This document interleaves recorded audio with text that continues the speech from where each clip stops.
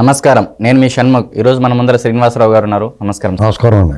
జగన్మోహన్ రెడ్డి గారు బహిరంగ సభలో మాట్లాడుతూ కుటుంబాలను చీల్చి ప్రతిపక్ష పార్టీలు రాజకీయాలు చేస్తున్నాయి అని చెప్పేసి ఘాటైన విమర్శ చేశారు. ఈ ప్రజలేమో జగన్మోహన్ రెడ్డి ఆడుతున్న ఒక ఫ్యామిలీ సింపతి డ్రామా అని ప్రజలు ఒక రకమైన అభిప్రాయాన్ని చర్చ జరుగుతూ ఉంది ప్రజల్లో. సో దీని మీద మీరు ఏ విధంగా స్పందిస్తారు? అదే చాలా మాట్లాడాడు నిన్న సభలో. నా ఫ్యామిలీ జీల్ చేస్తున్నారు, కుట్రలు చేస్తున్నారు, మళ్ళీ రేపు నుంచి వస్తారు, ఇంటింటికి బంగారు బిడ్డకి ఇచ్చేస్తారు, కొత్త కొత్త హామీలు ఇచ్చేస్తారు, కొత్త కొత్త పొత్తులతో వస్తారు, రకరకాలు. అంటే ఆయనకి ఆయన కొంచెం అయోమయంలోకి వెళ్ళిపోయాడు, బెంగ వచ్చేయింది. ఆయన మేకపోతే గాంభీర్యం నటిస్తున్నాడు, ఇంకా నమ్ముతున్నాడు తనే గెలుస్తాను అని. మీరు ఎవరిని నమ్మకండి, వస్తారు, మీ బిడ్డని మీరు కాపాడుకోండి. మీ బిడ్డని ఎందుకు కాపాడుకోవాలరా అనుకుంటున్నారు వాళ్ళు వచ్చిన వాళ్ళు. ఏం చేసాడని కాపాడుకోవాలి? అసలు ఆ మీటింగ్లకు రావడానికే వాళ్ళకి ఎవరికి ఇష్టం లేదు. బలవంతంగా బతిమాలి భయపెట్టి రకరకాల పథకాలు కట్ చేస్తామని ఎన్ని చెప్పి వస్తున్నాడు. అది కాకుండా మీరు చెప్పినట్టుగా కుటుంబాలు చీల్చడం, ఎవరు చీల్చారండి వాళ్ళ కుటుంబాన్ని? ఎవరికి అవసరం?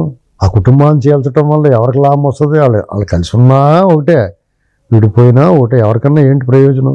ఆయన వాళ్ళది అంతర్గతంగా సమస్య, ఆస్తులకు సంబంధించి, అధికారానికి సంబంధించిన సమస్య. ఆస్తులకు సంబంధించి జగన్మోహన్ రెడ్డి గారు సంపాదించుకున్నాడు. వాళ్ళ నాన్నగారు అధికారాన్ని అడ్డుపెట్టుకుని, వాళ్ళ నాన్నగారు ఇచ్చిన ఆస్తి పంపకాలు అవ్వాలి, ఆడపిల్లకి ఆస్తి ఒక్కలాగానే.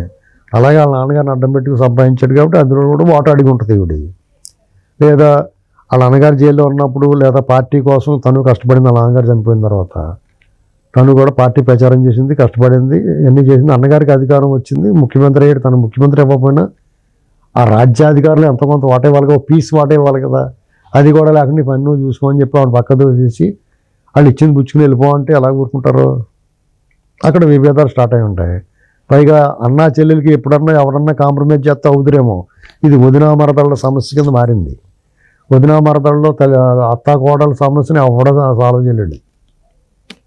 వాళ్ళ మధ్య అగాధం ఏర్పడింది, అగాధాన్ని ఎవడో పోడ్చలేడు. ఈ పరిస్థితుల్లో షర్మిల గారు అంత పవర్ఫుల్ కాదు, నీతో నాకు పని లేదు అనుకున్నప్పుడు అంత టెన్షన్ పడి ఊరికే మాట్లాడుకోవాల్సిన అవసరం ఉంది వాళ్ళకి. ఆవిడ చాలా ఓపిక పట్టినట్టే లెక్క. నేను ఆవిడేం సమర్థించట్లేదు. ఆవిడ కూడా ఏమి పెద్ద రాష్ట్రానికి ఏం మేలు చేయదు. ఇప్పటికీ కూడా ఇది రాక్షస పరిపాలన, దుర్మార్గం చేస్తాడు అంటలేదు. చూసుకోండి, ఎక్కడ నోటి పాళ్ళ సందు నుంచి ఒక్క మాట కూడా రావట్లేదు. ఇప్పుడు ఇతను అన్యాయం చేసాడు ప్రజలకి, మేము తప్పు చేసాం, మా అన్నకు ఓటేయండి, బై బై బాబు అన్నాను నేను. జగన్ అన్న వదిలిన బాణాన్ని నా తప్పు అయిపోయింది, రాష్ట్రం చాలా దారుణంగా అయిపోయింది, అరాచకం జరుగుతుంది అంటలేదు. తనకు అన్యాయం జరిగిందనే మాట కూడా చెప్పట్లేదు. వాళ్ళు వ్యతిరేకంగా వ్యవహారం చేస్తుంది అంతే. అక్కడ ఇరిటేషను వచ్చేలాగా, అంతకు మించి ఏమీ చేయట్లేదు ఆవిడ. ఎక్కడ కూడా ఆవిడ క్వశ్చన్ అలాగే ఉంది. రేపు అన్నతో కలిసిపోయినా కానీ ఇబ్బంది లేకుండా ఉండడానికి సరిపడగానే వేదిక ఉంది ఆవిడకి.